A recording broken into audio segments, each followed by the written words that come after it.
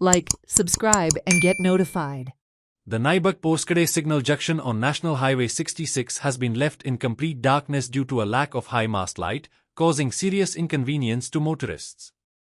With poor visibility, several drivers have reported difficulties navigating the stretch, especially at night. Concerned drivers are now urging authorities to install the high mast light at the junction without further delay to prevent more mishaps.